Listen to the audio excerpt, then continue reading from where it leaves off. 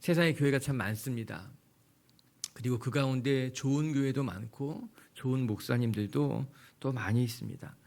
그럼에도 불구하고 하나님께서 왜 빛의 교회를 세우셨을까, 그런 생각을 정말 많이 했습니다.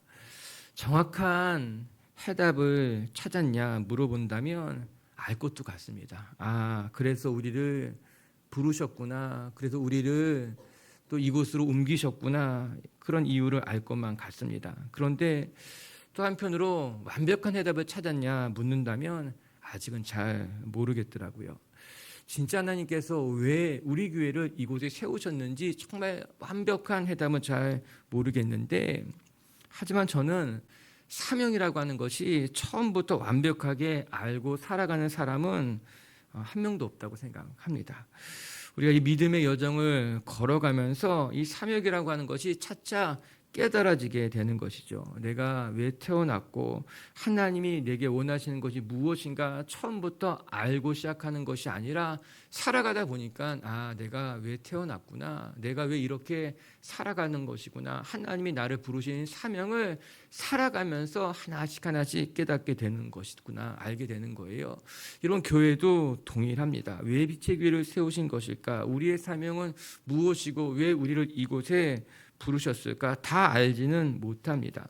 그렇다고 해서 우리가 실망할 것이 절대로 없습니다. 우리가 다 알고 살아가는 것이 아니라 우리가 함께 지어져 가는 것이에요. 우리가 함께 믿음의 여정을 걸어가면서 빛의 교회를 부르신 이유도 깨닫게 되고, 우리를 이곳에 모으신 이유도 하나씩 하나씩 발견해 가면서 우리의 사명이 완성되어져 간다라고 하는 것입니다.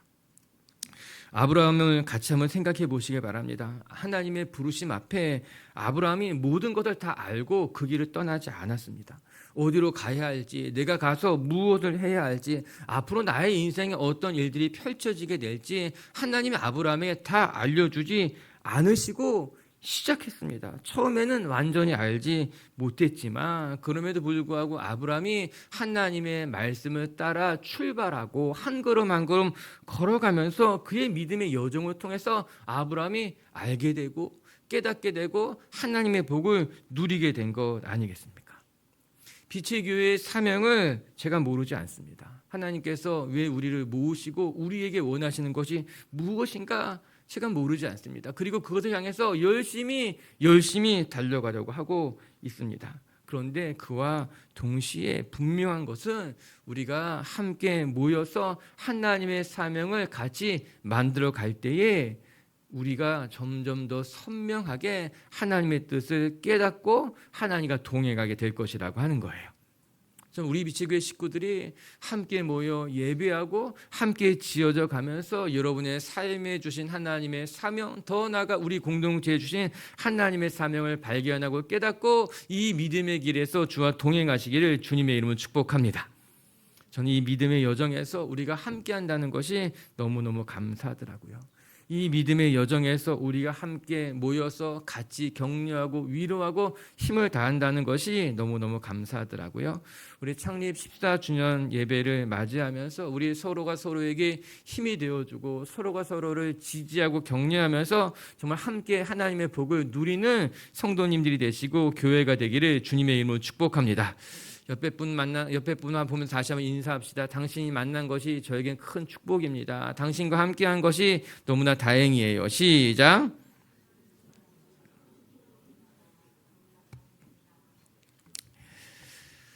할렐루야. 당신을 만난 것이 정말 큰 축복입니다.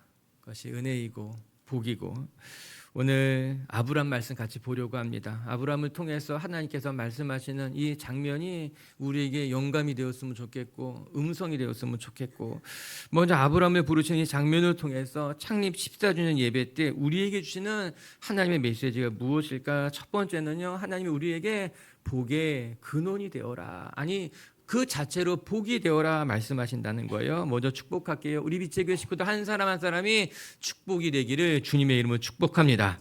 우리 1절과 2절 말씀부터 같이 묵상해 볼게요. 1절 2절이에요. 시작. 여호와께서 아브라함에게 이르시되 너는 너의 고향과 친척과 아버지의 집을 떠나 내가 내게 보여줄 땅으로 가라. 내가 너로 큰 민족을 이루고 내게 복을 주어 내 이름을 창대하게 하리니 너는 복이 될지라. 아멘. 너는 복이 될지라. 이 말씀이 너무너무 감격스러운 거예요.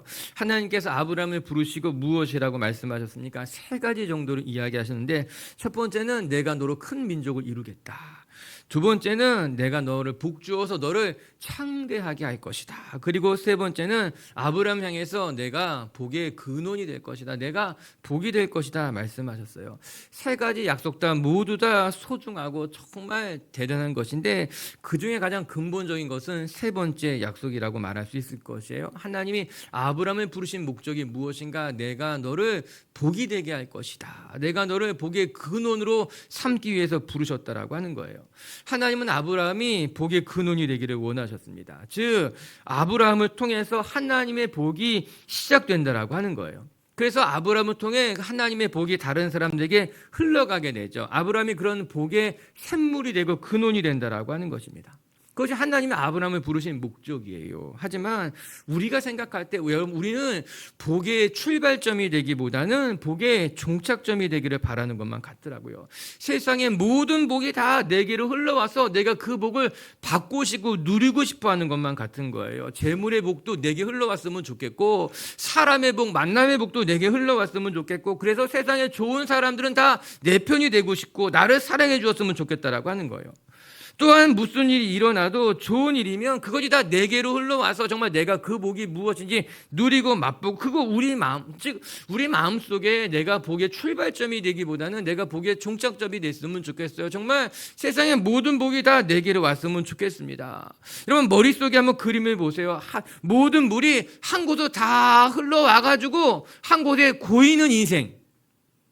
또 하나는 이 복이 여기에서부터 흘러 넘쳐가지고 다른 세상으로 다 흘러가게 되는 그림. 이 두 개의 그림 중에 아브라함에게 하나님이 원하셨던 것이 무엇인가 하면은 세상의 모든 복이 다 흘러와서 아브라함을 채우는 것이 아니라 아브라함에게서부터 모든 복이 시작돼가지고 세상 열방 모든 민족에 흘러가기를 원했던 것이 하나님이 아브라함을 부르신 목적이라고 하는 거예요. 이것이 복의 근원, 복의 출발점이라고 하는 것 아니겠습니까? 하나님이 아브라함을 갈대 우르에서 부르는 것, 더 나가서 하나님이 여러분을, 하나님이 우리를 빛의 교회로 부르신 것은 우리 교회가 복의 종착점이 되어서 세상의 모든 복을 누리는 것이 아니라 우리 교회를 통해서 세상을 복주시길 원하는 것이 하나님의 마음이라고 하는 것입니다.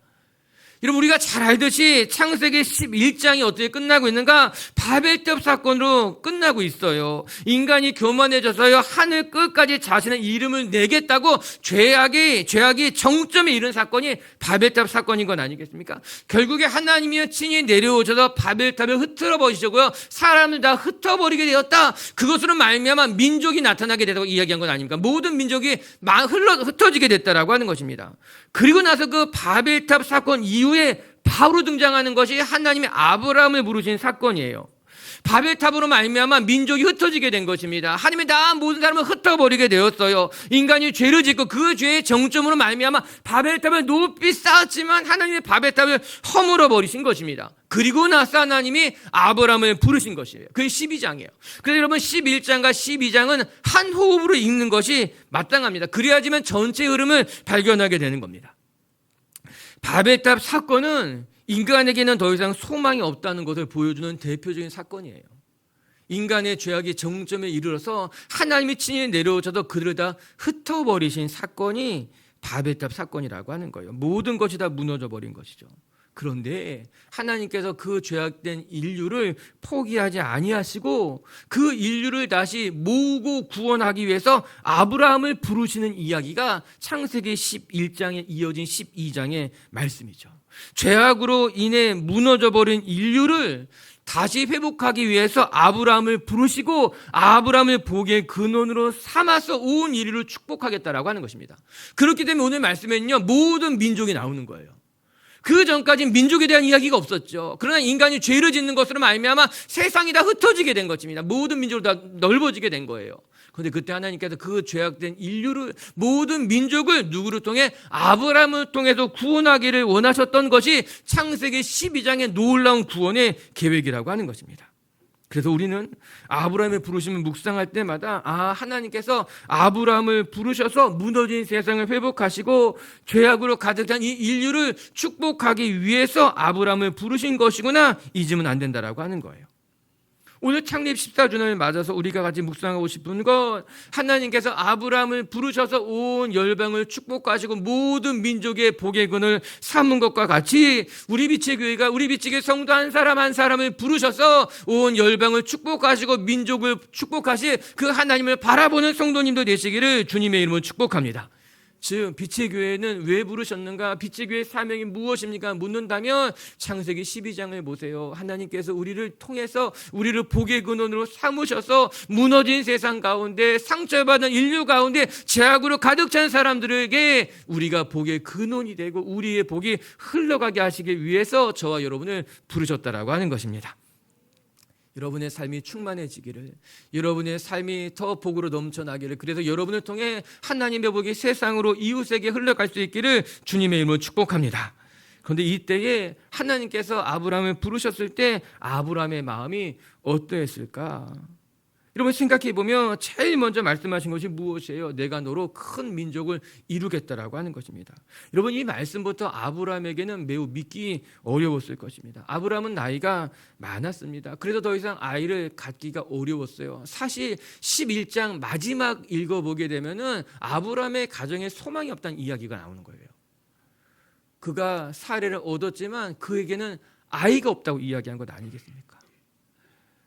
사실 아브라함이라고 하는 가정은 어떻게 보면 소망이 없는 가정이었어요.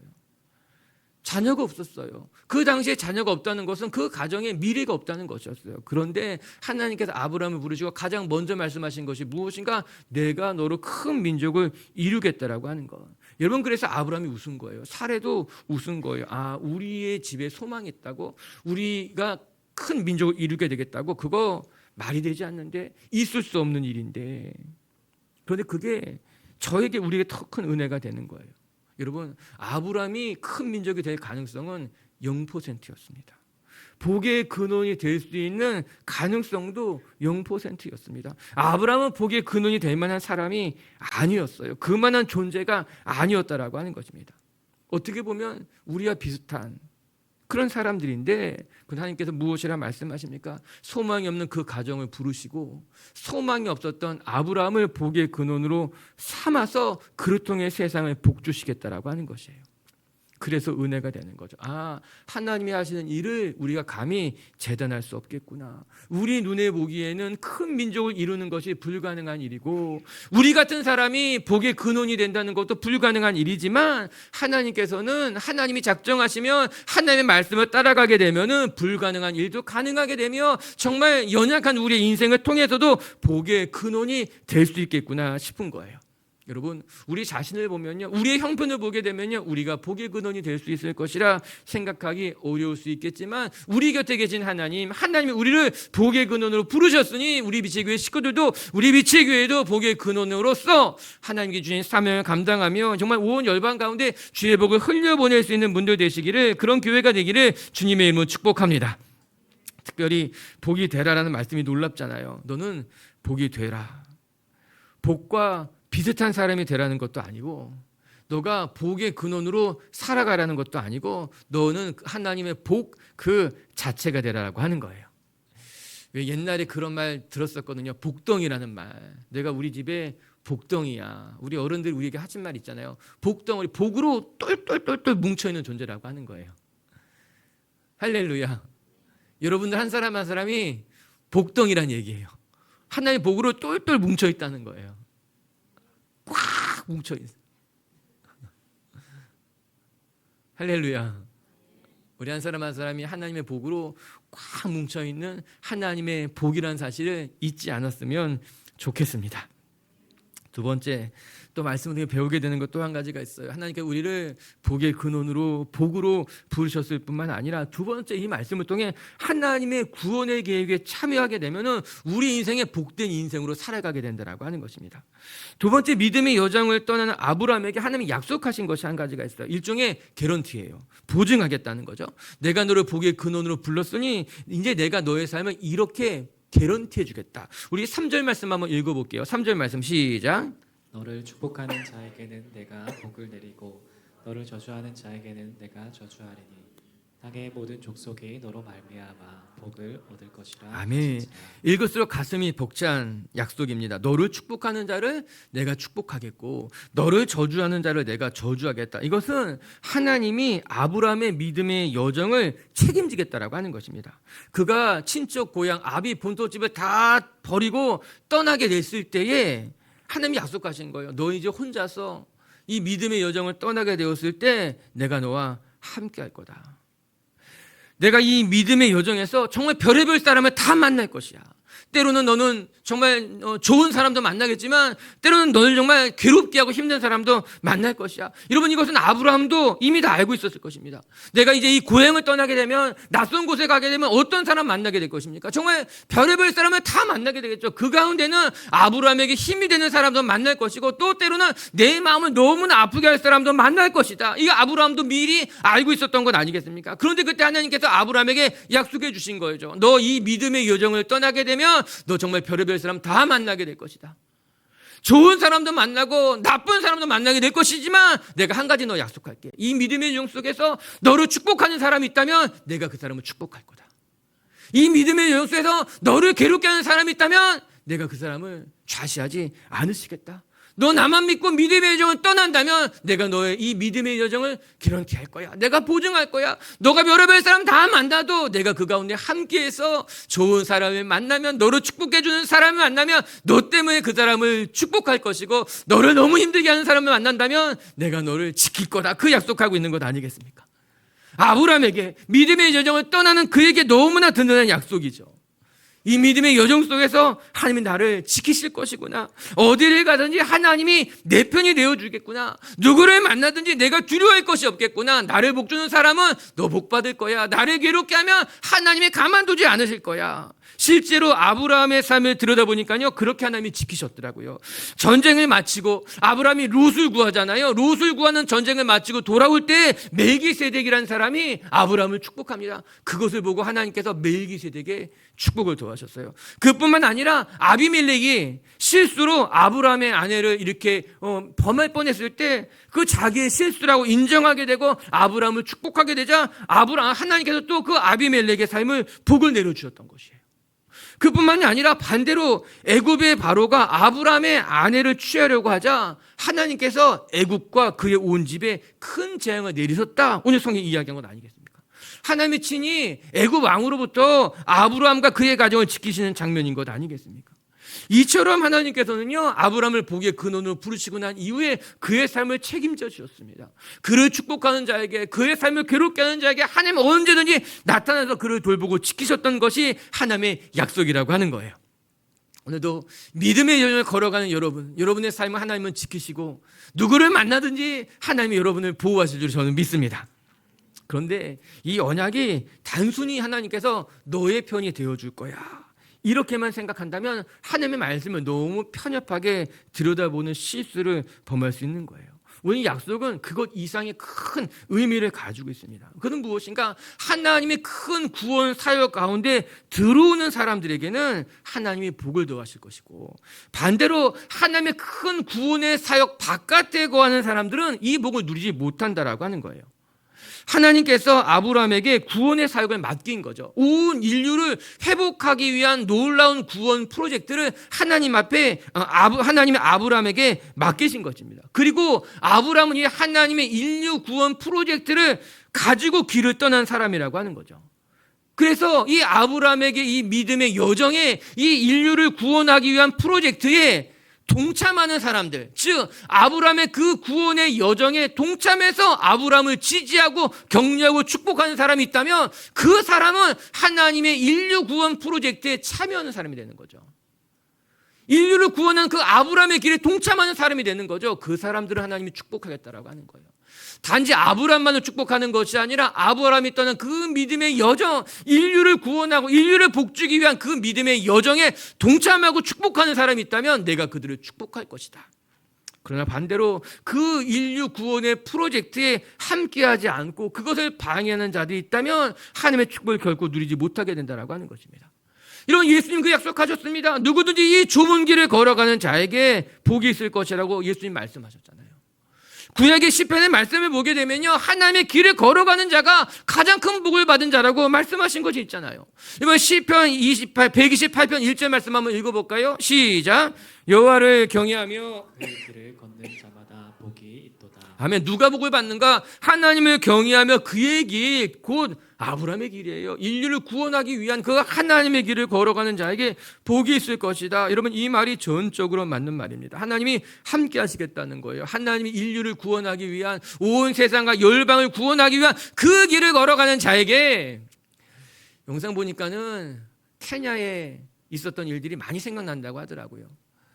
또 우리 비치교 식구들이 여기서 예배드린 것도 많은 기억이 남지만, 정말 굿모닝 프로젝트를 하게 되고 노숙자를 돕는 일을 하게 되고 선교지 간 것들이 많이 기억이 남는다고 하더라고요. 그 감사한 일이다. 우리가 하나님의 구원 사역에 동참했던 것이 우리의 가장 큰 축복이 되었구나 생각하게 되는 거예요.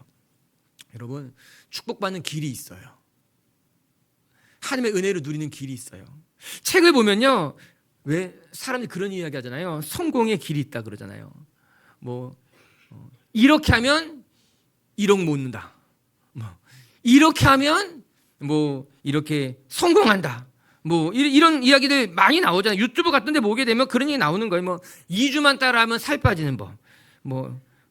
이런 거, 이 길로 가면 된다는 거예요. 이 길로 가면 성공한다라고 하는 거예요. 사실 그런 길이 있는지 잘 모르겠습니다. 그런 성경이 분명히 말해준 거 하나가 있어요. 하나님의 복을 받는 길이 있다는 거예요. 오늘 말씀 그거예요. 하나님이 기뻐하시는 아브라함의 길을 걸어가게 되면은, 인류를 구원하는 그 길을 걸어가게 되면은 하나님이 너의 삶을 축복하고 복 주신다고 말씀하고 있는 것이죠. 제가 늘 기도하고 있는 것이 있어요. 늘 제 기도의 자리에서, 하나님, 빛의 교회가 부흥하기 전에 우리 성도들이 부흥을 경험하게 하여 주십시오. 우리 교회가 부흥하기 전에 성도들의 삶이 부흥하게 하시고 성도들의 삶에 그들의 영혼의 영적인 부흥을 맛보게 해주세요. 그러면 우리 교회가 부흥하게 될 것입니다. 그게 저의 기도 제목이에요. 여러분, 우리 교회가 잘 되는 것, 우리 교회 부흥하는 것, 한 사람 한 사람이 하나님이 원하시는 그 구원의 길에 동참하게 되면 여러분이 하나님의 복을 누리게 될 것이고, 또 그것 통해 우리 교회가 하나님의 복을 누리게 될 줄로 저는 믿습니다. 우리 미치교회 성도 한 사람 한 사람이 이 아브라함이 걸어갔던 구원의 길, 믿음의 여정을 걸어가면서 정말 여러분의 삶을 책임지시고 여러분의 삶을 복되게 하시고 여러분을 통해 인류를 복되게 하시는 하나님을 경험하시기를 주님의 이름으로 축복합니다. 세 번째, 끝으로 한 가지만 더 같이 살필 거, 복의 근원이 되기 위해서 하나님의 말씀을 끝까지 따라가야 된다라고 하는 거예요. 우리 4절 말씀도 한번 같이 읽어볼게요. 4절 말씀 시작. 예, 아브라함이 여호와의 말씀을 따라갔고 롯도 그와 함께 갔으며 아브라함이 하란을 떠날 때에 75세였더라. 아멘. 아브라함이 하나님의 말씀을 따라갔다라고 하는 거예요. 너무나 멋진 구절이죠. 오늘 본문에서 가장 빛이 나는 장면인 것만 같아요. 아브라함이 하나님의 말씀을 따라갔더라. 물론 하나님의 부르심이 정말 감사하고 최고죠. 소망이 없는 아브라함을 부르셔서 복의 근원으로 삼겠다는 거 너무너무 감격스럽고 감사하고 두말할 것 없고, 그런데 그와 더불어서 아브라함이 그 하나님의 말씀을 듣고 따라갔다는 거예요. 너무너무 잘한 것이죠. 너무너무 잘한 건, 여러분, 우리 인생을 바꾸는 결정적인 선택들이 있습니다. 여러분이 지금까지 살아오면서 중요한 선택들이 한두 개씩 다 있었을 거예요. 내 삶을 바꿨던, 내가 정말 그 결정이 내 인생을 바꿨지. 내가 그때 그 일 때문에 내 인생이 여기까지 왔지. 우리의 삶을 바꾸는 인생의 중요한 결정들이 몇 가지들이 다 있습니다. 오늘 아브라함의 인생을 바꾼 결정적인 순간, 그의 삶을 바꿨던 결정적인 선택이 무엇이었는가? 오늘 읽은 4절의 말씀, 보이는 것이 없었지만, 확실한 것이 없었지만 하나님의 말씀을 듣고 출발한 것, 따라간 것이 아브라함의 인생을 바꾸는 결정적인 순간이었고, 하나님의 그 인생을 바꾸는 정말 중요한 선택이었다라고 하는 거예요. 이제 내가 고향을 떠나야겠다. 하나님이 들려주시는 이 음성을 듣고 내가 이 자리에서 일어나 하나님의 말씀에 따라 나아가야 되겠다. 아무리 생각해도 아브라함에게 있어서 가장 잘한 선택이에요. 창세기 12장부터 아브라함의 이야기가 쭉 계속되고 있는데 아브라함의 선택을 들여다보니까요, 잘한 선택도 있고 잘못한 선택도 너무나 많은 거예요. 잘못한 선택을 생각해 보게 되면은 자기 아내 사라를 누이라고 속인 건 너무너무 잘못한 선택이죠. 그가 가나안 땅에 기근이 들자 하나님께 묻지도 않고 바로 애굽으로 쪼르륵 도망간 거 그의 인생에 너무나 잘못한 선택이죠. 아브라함의 삶을 들여다보니까요 잘못한 선택도 많이 있습니다. 그런데 오늘 그가 하나님의 음성을 들었을 때 하나님의 음성을 듣고 따라간 거, 이것만큼은 아브라함의 삶에 있어서 가장 잘한 선택이고 정말 축복하고 잘한 거예요. 얘기하고 싶은 거예요. 전 우리 비치교회 식구들도요, 여러분 인생에 정말 중요한 선택의 순간, 여러분 세상 바라보지 마시고 갈등하지 마시고 하나님의 말씀만 따라간다면 그것이 가장 잘한 선택이 될 줄로 믿고 정말 주님 따라가시는 분들 되시기를 주의 이름으로 축복합니다. 이에 로마서 4장 18절에 이렇게 나와 있어요. 아브라함의 믿음을 설명하고 있는 거예요. 시작. 아브라함이 바랄 수 없는 중에 바라고 믿었으니 이는 내 후손이 이와 같으리라 하신 말씀대로 많은 민족의 교상이 되게 하려 하심이라. 아멘. 아브라함이 바랄 수 없는 중에 바라고 믿었으니 그의 선택이 잘한 것이다 말씀하고 있는 것 아니겠습니까? 할렐루야. 그렇게 오늘도 우리의 삶을 하나님의 선하게 이끌어 가시고 그때마다 여러분이 정말 멋진 선택할 수 있었으면 좋겠습니다. 그래서 오늘 12장 4절은 이렇게 끝나고 있어요. 아브라함이 여호와의 말씀을 따라갔고 그뒤 뭐라고 나옵니까? 롯도 그와 함께 갔으며 아브라함이 하란을 떠날 때 그의 나이가 75세였더라. 그 뒤에 5절에는 사라도 같이 떠났다는 이야기를 하고 있는 거예요. 이 말씀이 전 너무 좋아요. 아브라함이 하나님의 말씀을 따라가니 롯도 따라가고 사라도 따라갔다라고 하는 거예요. 너무 좋죠. 믿음의 길을 보여주니까는 줄줄이 그 길을 따라간 거예요. 아브라함 보고 롯도 따라가게 되고 사라도 따라가게 되고 성에 나오지 않았지만 그 하인들도 따라가게 되고 짐승도 따라가게 되고 다 아브라함을 보고 줄줄이 마치 무슨 소세지 따라가듯이 줄줄이 다 따라갔다라고 하는 거예요. 한 사람이 믿음의 결단을 하게 되니까는 그 사람을 보고 곁에 있는 사람이 용기를 내서 믿음이 생겨서 같이 따라가게 됐다라고 하는 것이죠. 여러분, 눈에 보이지 않는 하나님을 따라가는 것은 좀 어려운 일이지만 우리가 믿음의 삶을 보여주게 되면은 우리를 보고 믿음의 길을 따라오는 것은 그리 어렵지 않습니다. 여러분, 세상 사람들이 보이지 않는 하나님을 믿고 보이지 않는 하나님을 따라가는 것은 어려운 일일 수 있지만 눈에 보이는 우리가 믿음의 길을 걸어가는 것을 보여주게 되면은 우리를 보고 믿음의 길을 따라가는 것은 그리 어렵지 않게 된다라고 하는 거예요. 롯은 하나님의 음성 듣지 못했습니다. 사라도 하나님의 음성 듣지 못했습니다. 그러나 아브라함이 하나님의 음성을 듣고 하나님의 말씀을 따라가게 되니까는 롯은 주저하지 않고 따라가는 거예요. 사라도 주저하지 않고 따라가게 되는 것 아니겠습니까? 오늘날 우리가 하나님의 음성을 듣고 여러분들이 하나님의 말씀을 따라가게 되면은 여러분들을 보고 세상에 하나님의 말씀을 알게 되고 하나님의 길을 따라가게 될 줄을 저는 믿습니다. 그것이 교회의 사명인 거예요. 세상은 하나님을 보지 못하지만 우리는 하나님을 보는 거예요. 세상은 하나님의 말씀을 듣지 못하지만 우리는 주의 말씀을 들을 수 있는 거예요. 그래서 우리가 주의 말씀 듣고 따라가게 되면은 세상이 우리를 보고 하나님을 보게 되고 하나님의 말씀을 깨닫게 되고 하나님의 길을 따라가게 되는 거 아니겠습니까?